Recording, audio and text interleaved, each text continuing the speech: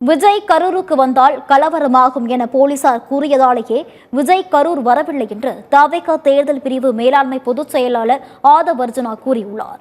டெல்லியில் செய்தியாளர்களை சந்தித்த ஆதவ் அர்ஜுனா கரூர் சம்பவத்தில் பாதிக்கப்பட்ட 41 குடும்பங்களை விஜய் தத்தெடுக்க முடிவெடுத்திருப்பதாகவும் கூறினார்.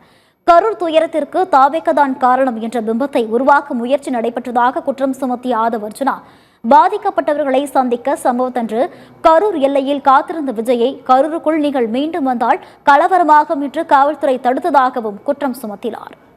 இந்த இஷ்யூ நடந்த பிறகு எல்லாரும் சொல்ற மாதிரி இவங்கெல்லாம் ஓடிட்டாங்க. அதுவல்ல, எங்களுடைய மொபைல் நெட்வொர்க்கை செக் பண்ணலாம். கரூரோட பார்டர்ல நானும் பொதுச் செயலாளர் நிர்மகுமார் அவர்கள், அருண்ராஜ் அவர்கள் எல்லோரும் காத்துக்கிட்டு இருந்தோம்.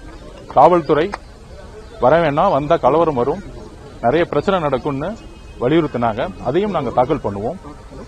ஒரு திட்டமிட்டு தமிழக வெற்றி கழகம் வரக்கூடாதுன்னு சொல்லிட்டு அந்த இன்சிடென்ட் நடக்கும் பொழுதே ஒட்டுமொத்த மாவட்ட செயலாளர்களையும் ஒட்டுமொத்த கட்சியையும் தடியடி நடத்தி ஒரு மிகப்பெரிய தீவிரவாதிகள் மாதிரி யார் அடிச்சு அனுப்பிச்சாங்கிறது நாங்கள் பதிவு பண்ணுவோம்.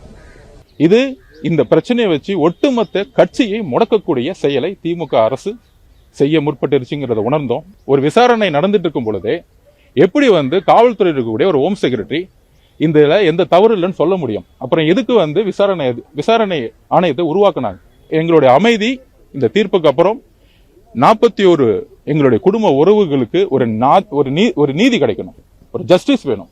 5வது நாள் எங்க தலைவர் எங்ககிட்ட எல்லாரையும் பார்த்து சொன்னார், நம்ம இந்த குடும்பத்தை எல்லாத்தையும் நான் பர்சனலா தத்தெடுக்க போறேன்.